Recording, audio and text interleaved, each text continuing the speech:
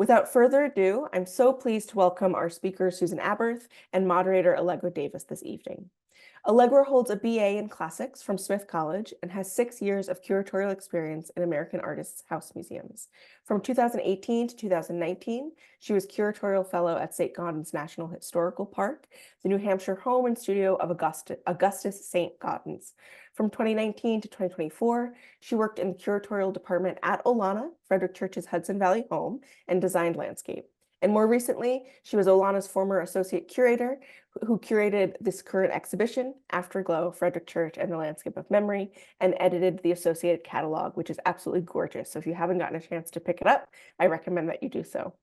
Susan Aberth is the Edith C. Bloom Professor in Art History and Visual Culture at Bard College, where she teaches a number of courses that deal with death, art, and spirituality in the Americas.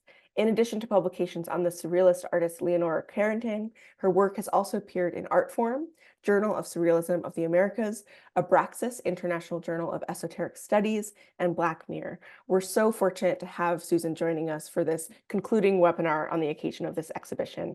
Please join me in welcoming Allegra and Susan for tonight's conversation.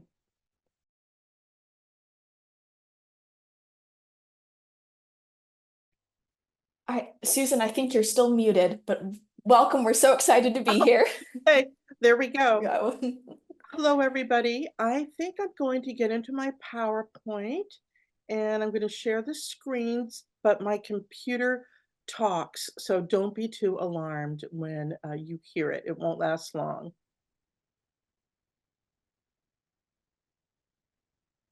Participants can now see your application. You are screen sharing. You have started screen share. Okay, I believe it's over now. Allegra, I'm so happy that you're in on this conversation. I wanted to just tell you how wonderful this show was. It expressed so many things that I've been thinking about, and the catalog was so informative, your essay really scholarly, and I'm going to ask you some questions as we move along. But Carolyn Keogh, Director, Education and Public Programs to everyone. We'll just have to hit the mute if anything comes through the chat, I think. I put you on mute for a moment, but I'm going to ask you to unmute now. Sorry about that. To open pop-up, you are muted now. Press Shift plus Command plus E to unmute your microphone, or press and hold the space key to temporarily unmute. Okay, I hope that we can proceed on now.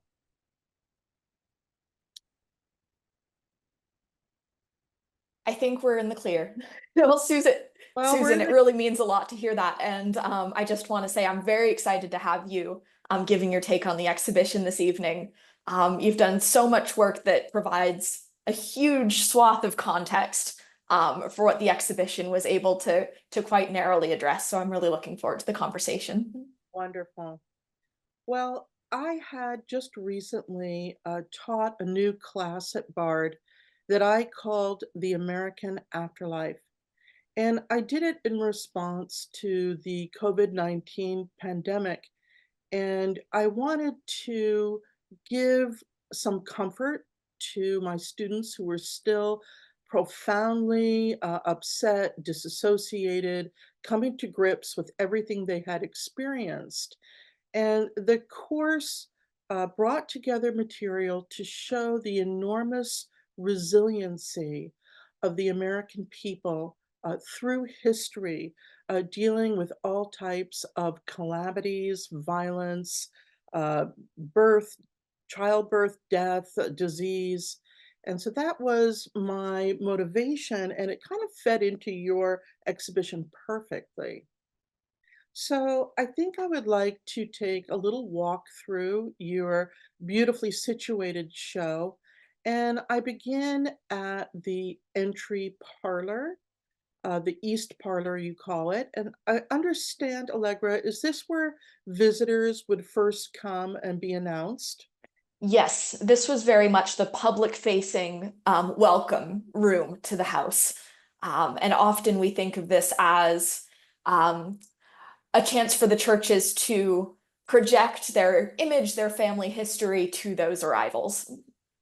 Well, that's very interesting because we have two paintings in particular that right away address the tragic deaths of people close to them and kind of act as a memory, a remembrance of them. And we're looking at a beautiful portrait of Church's sister, his younger sister, Charlotte, who died in 1867 at the age of 34 after a long period of illness. His entire family was distraught at her death. And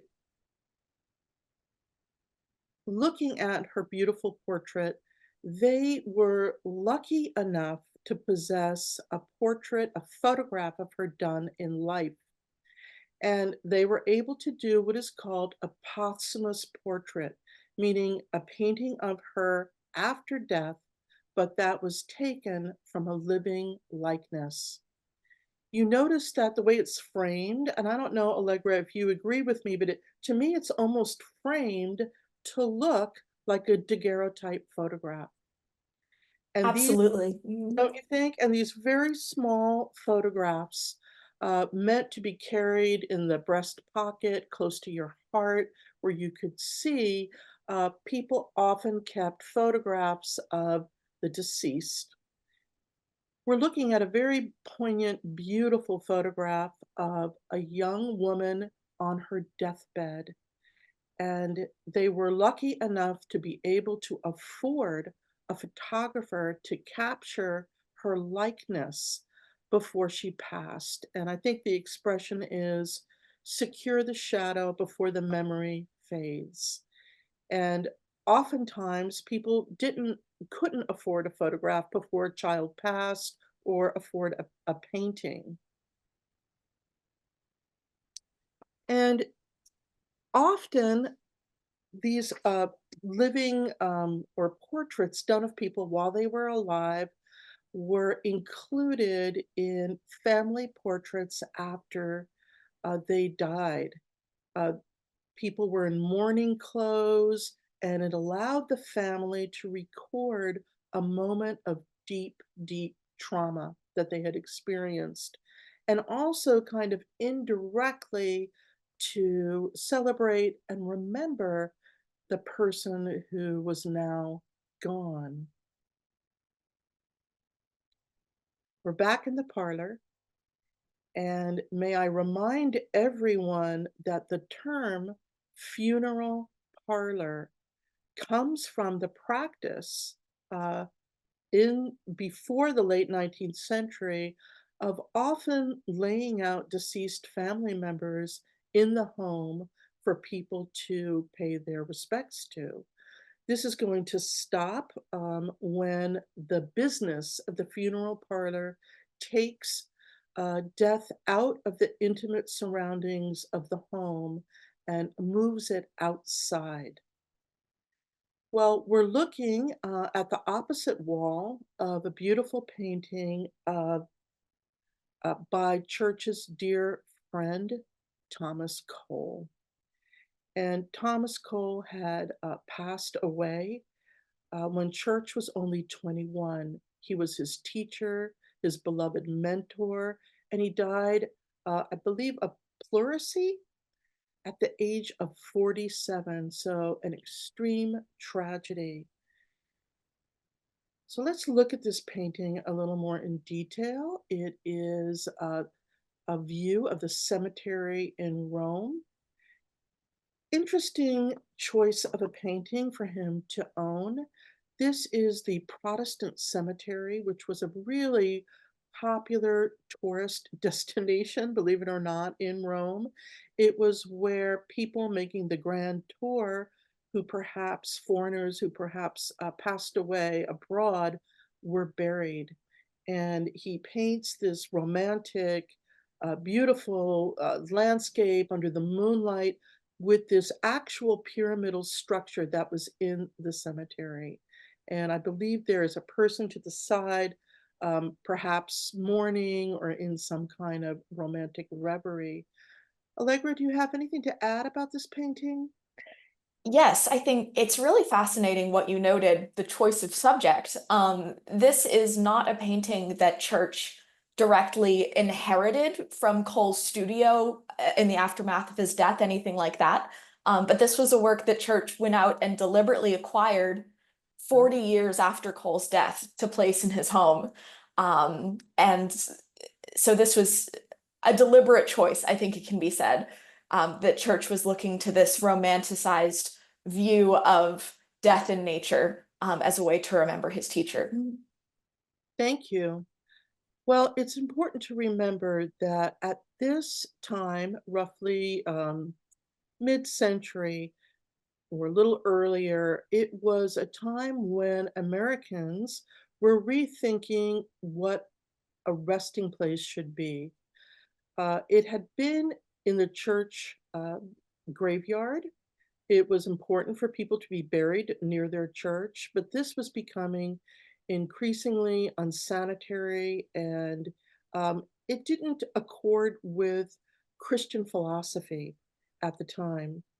And we have the birth of what we call the rural cemetery, where cemeteries now resembled careful, beautiful, laid out parks that were meant to be places of meditation, repose, visiting the dead.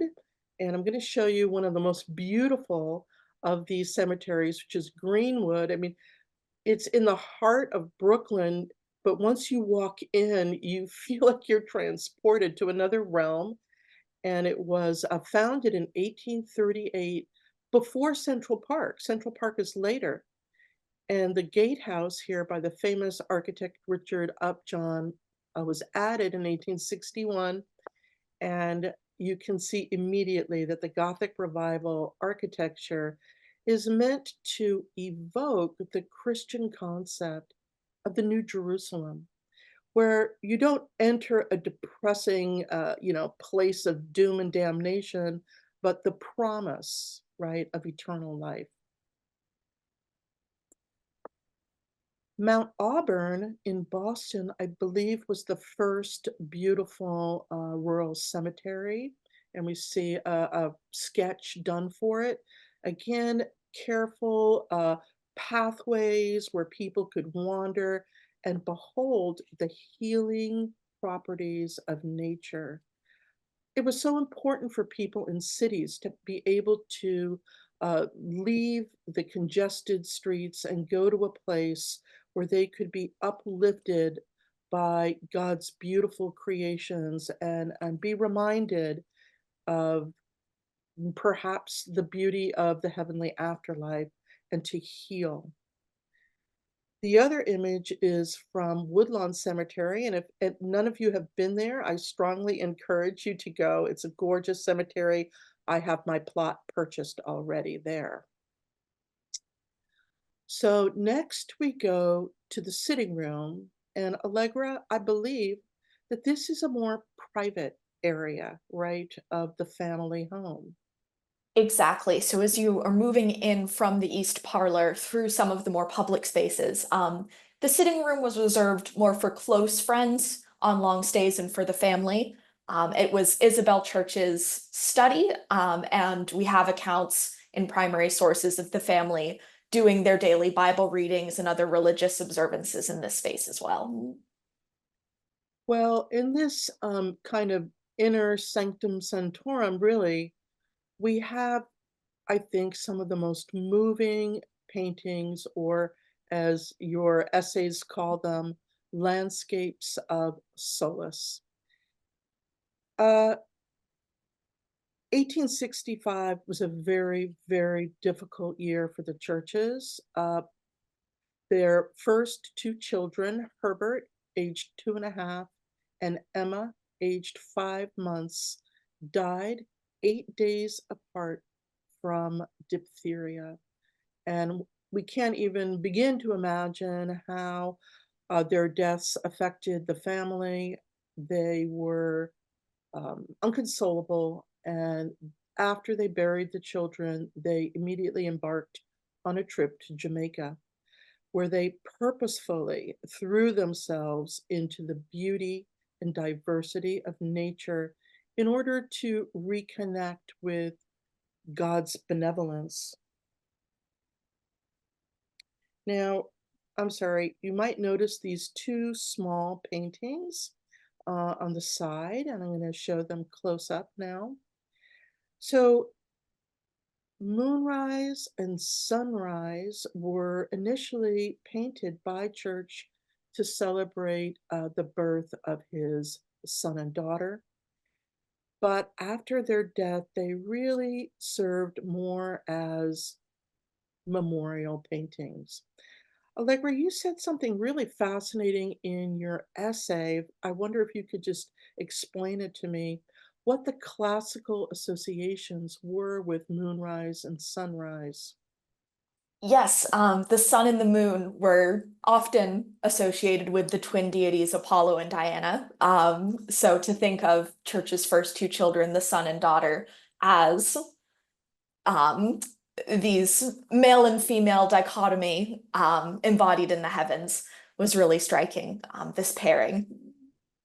That's a beautiful remembrance, and not the same as some of the things that we're going to see soon, but to remember them in landscape.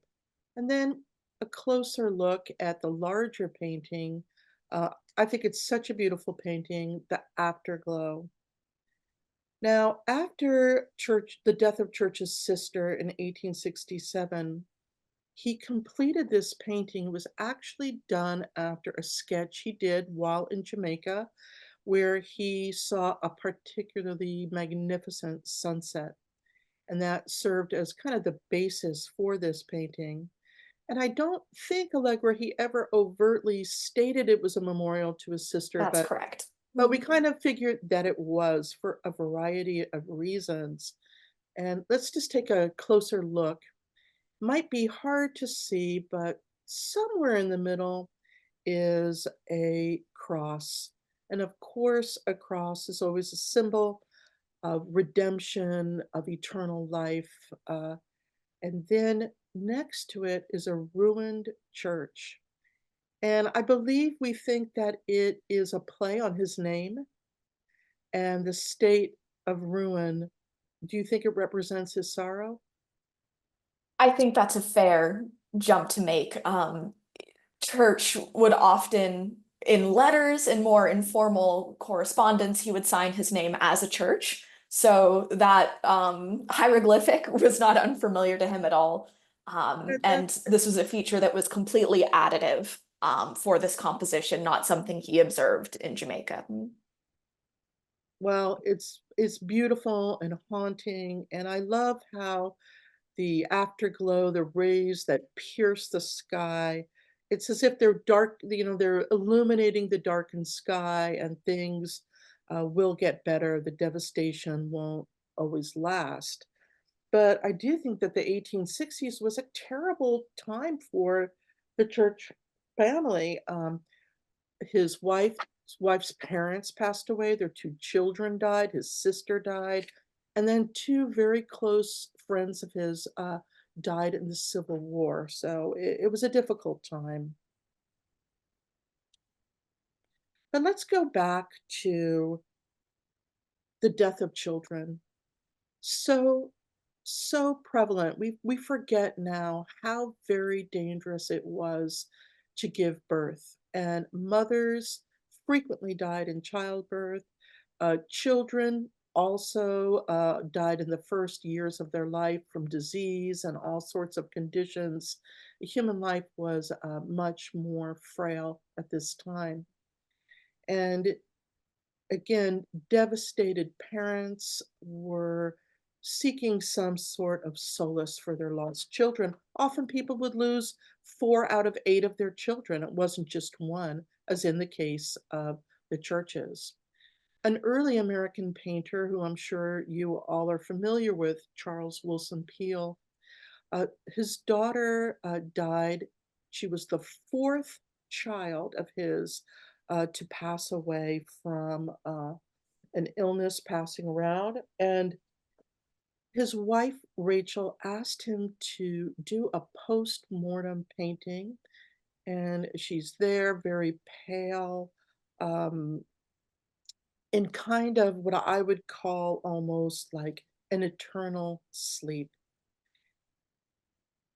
Later on, he expanded the painting and added his wife weeping, and the beautiful red gown kind of accentuates the paleness of her daughter. You can see some bottles of medicine that didn't work in the background, and she is the beautiful, I think, epitome of the mourning good mother. It's almost an emblem. And in fact, if we think about mothers and mourning, the other photograph, uh, a mother is in her mourning attire, which was pretty strict, what you could wear. We'll talk about that in a moment, with a painted portrait of her child. Now, again, before the advent of photography, uh, how did you record your children before it was too late? It was a real problem. Most people could not afford to have a fancy portrait painted of their child while they were healthy. And instead, upon the child's passing, they had to rush to get some kind of a painting done. They were either post-mortem, when the child was painted deceased, or posthumous. And I'd like to just look at a few examples because I think that they are a fascinating part of American art. If we look at the painting of Charles Sisson, the boy with the whip walking down the path, you might not at first realize that this is a painting of a deceased child. But if we look a little closer, we can see a couple of telltale signs or signifiers. The first thing is he's walking away from his home, from the church, from life itself. He walks towards us. He casts a very deep shadow. And then if we look at him, we can see that the artist, probably specialized in these kinds of paintings, um, was trying to paint a child who was deceased to look as if they were alive. And you can see the body parts don't quite match up. In the other Baby in Blue painting, I didn't know this, but it was common to show a deceased child by taking off one shoe. I'm not sure of all the reasons for that, but it was a practice. And little girl wears blue. And I think we all know that this would be associated with the Virgin Mary and purity. And again, if you look a little carefully, you'll see in the foreground a bobbin with a thread. And this, of course, relates to the idea of the thread of fate. She has a little cat in the foreground, and it's a little squeaky toy, but somehow we feel it might come alive and accompany her to the other world. Have you seen these before, Allegra? Yes, I'm remembering a great exhibition at the American Folk Art Museum Right. on this subject. For those who are interested, there's a great catalog, Securing the Shadow. Not to get into Q&A territory right now, but it No. is a really rich vein in American art history. Well, then moving along in that same, I just love these. I find them so beautiful and moving and very positive. Let's look at the image of the little girl on the left, or both of them have cats in the front. Uh, Again, assuming that they're taking them to the afterlife. Well, actually, if we look at both of them, let's see what they have in common. Both have rivers, and this is definitely the River Jordan that separates the living from the dead. And they are in a different realm from us now.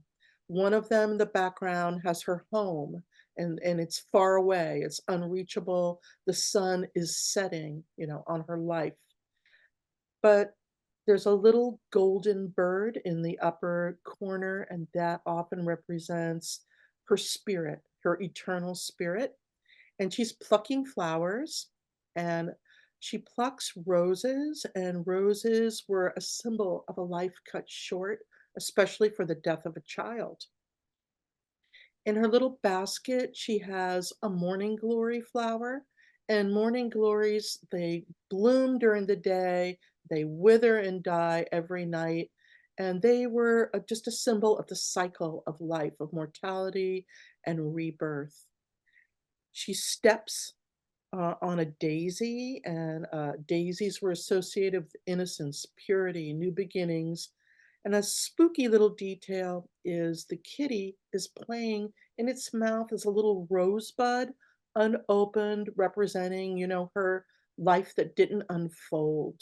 And the little petal is off of it. So it's harnessing a lot of symbols. Now, in the other painting, I think it's more clear because we see an actual funerary monument with the child's name and birth and death dates on it. And we see a weeping willow, which is commonly associated with mourning, and they were planted in cemeteries. I doubt very much the family could afford such a fancy monument, but they put it in the painting. It might not actually be the grave marker. And a little boat sails by. Again, that was a symbol of life passing. And the only other thing I think is there are little forget-me-nots in the bouquet along with the roses, kind of another symbol of mourning in the underworld. Let's move to the stairwell. Maybe all of you have seen that in real life. I think it's the most impressive part of Olana. And as we move up, you see hanging on the wall was a banner. I'm saying was because it's taken down now. And it's a monumental Japanese Buddhist Nihonzu scroll, which depicts the death of the Buddha and his ascension to nirvana. So even in his collections, right, he had this sort of scenery. Allegra, do you know anything about why he hung this, why he liked it so much? That is a fabulous question, Susan. I think the image of the Buddha in particular is something that fascinated him. There are two other Buddhas in the house, including a gilded statue that sat within the same line of sight in the stair hall composition with the Nihonzu scroll. And there's a second in the dining room in a little niche situation. So clearly he was interested in Buddhism within the scope of world religions. But to place such a monumental image of death and rebirth at quite literally the center of his home, I think was really telling about his motivations for making this whole composition and the dialogue that that space has with the magnificent view of the Hudson River. I see a real concern with these big questions of spirituality and the life beyond. I did not know any of that. That's really interesting. Well, kind of tucked away on the other side, you can't really see it, is this sculpture by his close friend, Dow Palmer, titled Sleep. And again, he was a close friend of the churches. They owned each other's artworks. And Palmer was known for memorials. And he did a significant amount, I understand, for cemeteries. I think there were some other sculptures that are in that area that he did. And it's executed in a Greek style, kind of popular at the time, especially for memorial sculpture. And it was based on something he had done before in honor of a deceased young girl. And Allegra, if you could just remind me again, I think at some point, was it his daughter who moved it into the garden? I forgot exactly. Yes, so the inheritors of Olana after the death of Frederic Church in 1900 were his youngest son, Louis, and daughter-in-law. And yes, they did move it out into a newly modeled formal garden on the East Lawn, and we have photographs of it almost like a fountain sculpture in the middle of a reflecting pool. Well, that makes sense to me. And Mm. again, I just want to reiterate, at this time, people really wanted to see death in a more positive and Christian light. They were sick of cemeteries and ruins, churchyards and ruins, like you see here. This is from on Long Island, with these tombstones with skeletons and hourglasses running out, and the fear of damnation and hell. And instead, they wanted beautiful parks that looked like paradise, full of Grecian looking angels and sleeping people, and a more consoling and positive view of the natural cycle of life and death. And I think the sculpture really fits into that notion. And, speaking of sleep, often death was called the eternal sleep. And the word cemetery, remember, they're no longer being buried in churchyards. It's in cemetery, and I believe that derives from a Greek word meaning sleeping place. So gently sleeping before the resurrection of Christ as promised in the Bible. And children in post-mortem now photographs were often shown sleeping so that you don't even think that they're dead. They're on chairs, like this little girl, again holding, flowers, another symbol of death. And uh, you notice that the title of the photograph is called The Dream of Summer. And one of the things that the realm of the dead was called was the Summerland. And I think there were even some famous books that called it that. And I'm just showing you a funerary monument showing a child asleep on a bed, and a few more of these beautiful post-mortem. So these are not posthumous, they are of corpses, but they're posed very carefully to look as if the children are sleeping. Again, it must have been so painful to think of a tiny child facing the enormity of death. And this made things a lot easier. There's this little boy all dressed up with a walking stick as if he's about to pop out of the bed and go play. And then this very poignant mother who died giving birth, and the child died as well and called together in death. These are very small, intimate, meant to be carried and looked at close range. And kind of in that same line is this beautiful tomb monument of just an empty baby's bassinet where their soul could repose in the healing arms of nature forever. And then I put in this sculpture of a mourning woman because I want to just reinforce that women were often the people who represented mourning and death. They wore black the longest. They participated in funeral rituals and food and all types of things. Now, not everyone could afford a painting, certainly by church or anyone else, of a memorial. And instead, for normal people, mass produced prints, often by people like Currier and Ives, were created for mass consumption. The one on the left shows a family grieving a beautiful monument that they doubtfully could afford in real life, and then they would write in the name of their deceased. But even in this print, nature is shown. Beautiful, giving solace with flowers.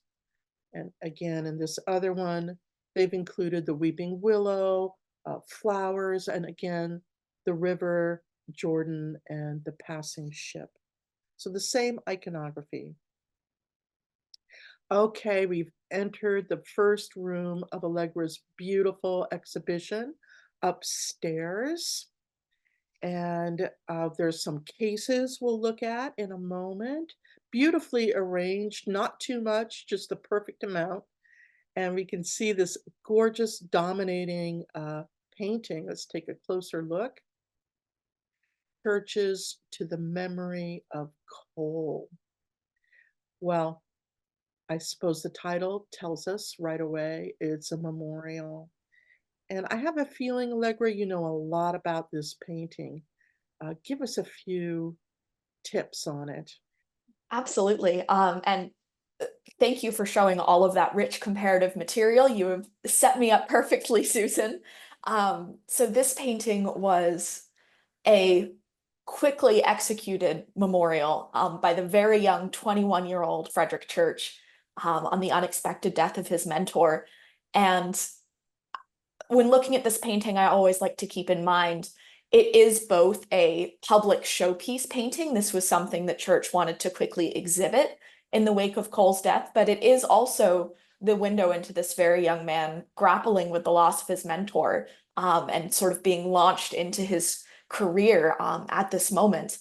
And we see heavy symbolism that we might recognize from things like those mass-produced mourning prints or the posthumous portraiture with the flowers, the cross serving, evoking a funerary monument in this beautiful landscape, and the cycle of nature being invoked with, I think in particular, the dead and living trees, the tree stump on the left, and the living trees rising up. And then the spectacular atmospheric show, these kind of odd clouds over the Catskill Escarpment, which was a very personal landscape, of course, for Cole, where he sketched and would have taken Church on sketching exhibitions while they were studying together. And eventually, this view of the Catskills would draw Church back to the Hudson Valley to build Olana, with all of the memories that he housed in it. It's so beautiful. It's like an altarpiece. And you know, when I see that tree trunk cut, can't help but think of, you know, a life cut short. Mhm. So much tragedy and feeling in it. Beautiful painting. Well, in one of the cases, we see a lock of Charlotte's hair in an envelope, and it's, I believe, next to a photograph or two photographs of her. And then some very strange books. Can you tell me what those are? Yes, so these are displayed closed because the contents are very fragile. I have gotten the barest glimpse of what is inside these books, but they're herbaria, pressed plant material. One of them is embossed on the cover in memoriam, and it has another portrait of Charlotte inside, along with some plant material. The second is almost empty. There are only 3 pages, and each page is dedicated to a different friend of Frederic Church who died young, Thomas Cole, Theodore Winthrop, who died in the Civil War, and I think we'll talk a little bit more later on, and then another sculptor, Edward Sheffield Bartholomew, who died, I believe, in his 20s while he was studying in Rome. And these are plant materials that were collected by each of the deceased friends. So something, as far as we can understand and surmise, that Church put together to remember these 3 artists whose careers and lives were cut short. Well, going back to Charlotte's hair, uh, a very interesting form of mourning in this time period was the creation of hair jewelry. I myself am fascinated by it. I have a large collection of it myself, and I'm showing you a beautiful brooch of a postmortem photograph of someone's child. And often these brooches, if you turn them around, they have a lock of the child's hair, either braided or a little curl, something remaining of them. And again, women would wear them, especially while they were in mourning. It was very important for a woman to display that she was in mourning, and there were clear stages marked by different types of attire. And I personally feel we should bring this back because it mourning clothing allowed people privacy, and you knew when you saw someone in the first stages of mourning that you had to back off. You couldn't ask them to do things, you couldn't invite them to parties.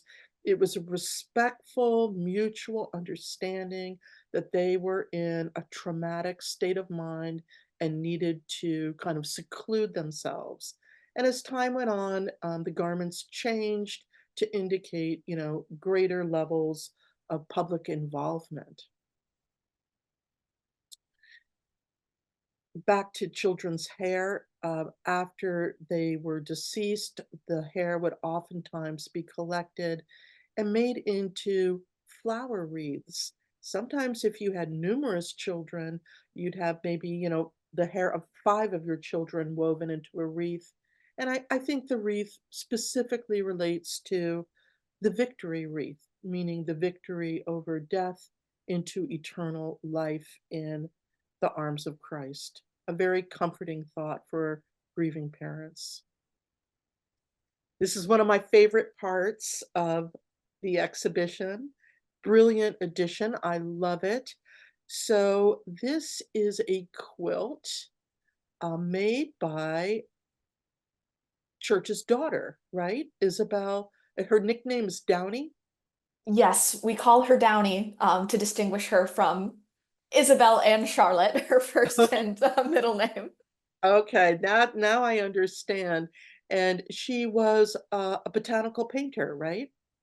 She was. She had a lifelong, really artistic practice. We have more than 100 of her paintings in the collection, Oh, never wow. exhibited as far as we know, but also a very talented textile artist, and including this fascinating quilt. So I believe that she decided to make a quilt in respect for her mother. It's her mother's garments.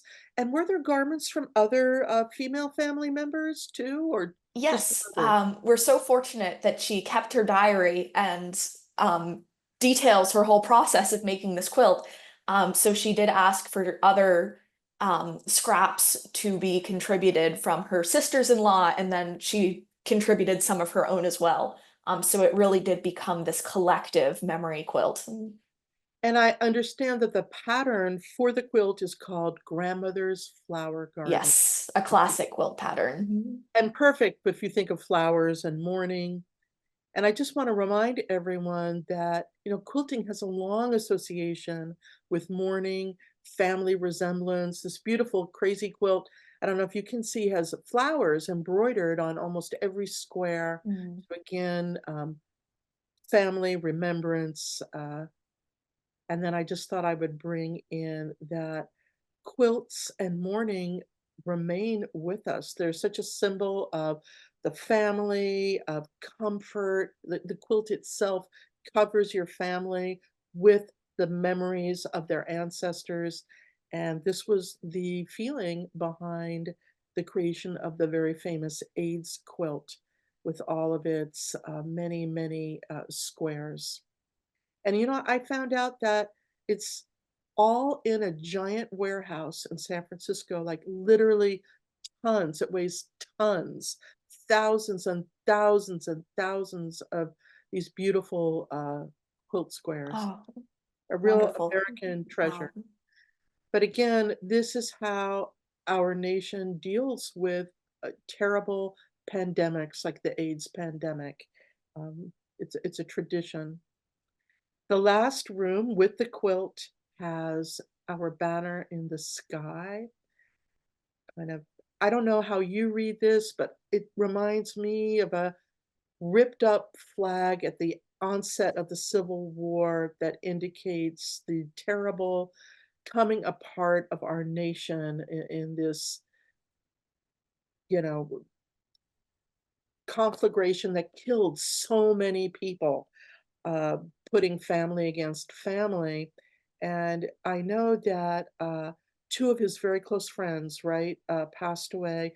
Theodore Winthrop, a writer, died in battle in 1861. And then a young painter that he mentored, John Jameson, died in a prison camp in 1864. And this brings us to a very important topic. It was in the Civil War that embalming was really invented and used. They wanted to bring home the bodies of people's sons to their mothers to bury, to grieve, and they had to have a way to preserve them. So this is a great photograph kind of documenting the exploration of this process that will change the funeral industry, really. And this is what led to the preservation later in 1865 when President Lincoln was assassinated and his embalmed body traveled on the Lincoln funeral train across the country for the citizens to mourn him. And then I thought, as a fun little ending to this look for us, I'd end here and a few more with Mary Todd Lincoln, who, in her grief over her husband, became a spiritualist. And this is an official photograph showing her with the spirit of her dead husband. And it brings us to a great topic, spirit photography, which becomes very prevalent. Again, people were unwilling to let go of the deceased. It was too abrupt, the parting, too much to bear, and there came a real interest in the afterlife. And it was these two young women who kind of changed the course of history in upstate New York. And these are the famous Fox sisters. They were two young girls in upstate New York who said that they could communicate with the spirits of the deceased through a series of table rappings. And it was because of them that the spiritualist movement was born, where women mostly became mediums and communicated with the dead. And I urge you all to go visit Lilydale Assembly near Buffalo, which is still the operating spiritualist camp that the Fox sisters were part of. And everywhere then afterwards, in homes and parlors, people conducted seances to speak to the dead. And kind of in conclusion, I'd like to talk to you a little bit about this. So we have two different visions. The churches were very religious, and they believed that their beloved deceased family and friends were in the arms of God, waiting for salvation with the righteous. Whereas these people were trying to literally contact the spirits of the dead, mostly to find out if they were okay. Allegra, do you have any final comments on this? It is a really important background to have, thinking about this wake of the Civil War, and how the churches, for the rest of their lives, the rest of the 19th century, were looking to scripture and then what they thought of as the second scripture, nature, for evidence of God's benevolence, and as you said earlier, that natural cycle of life and death. But it is important to see how, in the wake of the Civil War especially, other Americans completely changed their course in thinking about the dead and trying to bring them closer to home. Well, thank you. And I think with that, may I close down this PowerPoint? Absolutely. Okay, Yeah, and thank you I'm so gonna much. mute. I'm gonna Great. mute so you don't hear. We have some questions coming in the Q&A. For those of you who are joining us, please feel free to send your questions in. But thank you both so much for providing this wonderful overview, not only of the exhibition, but of kind of the wider context within the 19th century and within churches' milieu, specifically thinking about this real fraught time that the churches were living in. I have some questions coming in from Anthony Antonucci, thinking about, besides the artwork, the painting, some of the hair, and quilts for mourning, Were there other forms of mourning work done? And I guess I would just expand that question. Were there other forms of mourning that the church family practiced? And also, were there other popular forms of 19th century mourning creation that either of you know about that happened during this period? Great question. I think I covered quite a bit because I just showed you a few examples, but I will tell you that next time you're in Houston, Texas, of all places, there is an incredible museum called the Museum of the Funerary Arts. I don't know if either of you have been to it. It's run by a funeral training mortuary school, and it's an airplane hangar, huge, full of hearses, coffins. There's many, many different types of caskets. Some are glass, some are wicker. They're a form of art. There are hearses, beautifully decorated, all different kinds, horse-drawn, later on cars, and, and just an infinite number of objects. So that would be a great place to check out. Wonderful. And I would just add, we touched on this a little with the mass-produced prints by the likes of Courier and Kellogg, but there was certainly a huge media and print culture around mourning that we do also see with the Church family in the Olana collection. Specifically, I'm thinking of consolation books that were published, often, very often aimed at grieving mothers that would usually be put together by a minister or another man of the faith and would have sentimental and devotional poetry and appropriate verses and maybe transcripts of sermons that are addressing this question of the loss of children and the promise of salvation, kind of reading against the old scripture idea that children who had not been baptized would not be saved. And there are several of these books in the Olana collection that Isabel Church annotated and marked in the birth and death dates of Herbert and Emma, not just from the immediate aftermath, but from a whole remainder of her life. So this kind of consolatory print. There were also, popular songs about mourning and just about any type of mass media. I have in my personal collection a teacup with a graveside scene. This imagery really popped up throughout the home and the decorative arts.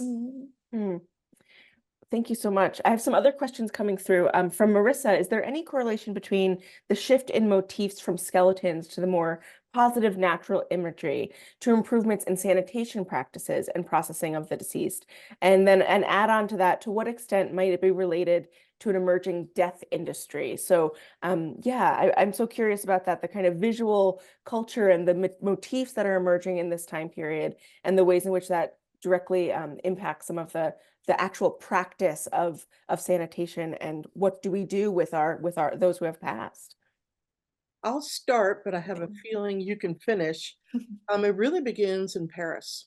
When the cemeteries in Paris were so overflowing and filled and were really contributing to disease, to smell, to unsanitary conditions, that they made a decision to remove all of the bodies from the churchyards and place them in this new park-like setting outside of the city. Some of the bones, especially of unidentified people, were placed in the spaces underneath the city that had been kind of honeycombed earlier by the Celtic peoples. You can go visit it. It's the catacombs of Paris. It's just stacked up bones.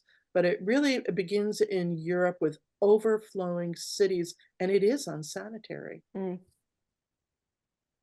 Yeah, Lego, do you have any thoughts on that as well? I have some other questions I'd love to get to as well, but curious. Sure. I think the sort of start of the question about that shift away from the classic death's head imagery certainly goes hand in hand with how present the dead were in our day-to-day lives with those overflowing churchyards. But I think moving even farther to the end of the 19th century, as we get into this I've heard it called the funeral industrial complex that we still live with today. The care of the deceased in the home, the laying out in the home, was no longer undertaken. I mean, that is where the term undertaker comes from, that it is an undertaking to do this work, but it was moved outside of the home.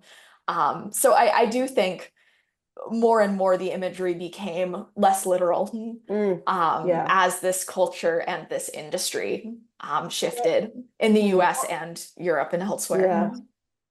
I think it actually was a very negative move because it takes the intimacy of death outside of the home. It makes it a commercial venture where people are ripped off in all manner of ways still today. And it's problematic to me, something we should think about.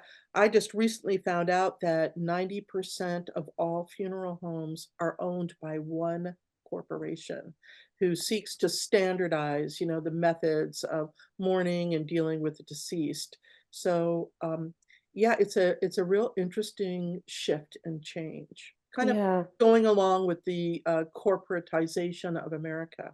I think so often, in many of these webinars and conversations we have, like this one this evening, it really becomes apparent how, in our contemporary lives, we're really living in the afterlife of these 19th century mores that develop and 19th century practices that emerge. And I guess a question I have that dovetails a little bit with another question from Anthony is how the ways in which this kind of 19th century refashioning of our perception of death and the afterlife, to what extent, if you had to identify a few key areas where we're living with some of that legacy, where would you see it, thinking about the corporatization of our burials and our kind of funerary practices, but any other ideas of the afterlife or of spirituality that you think we maybe have inherited from our 19th century ancestors?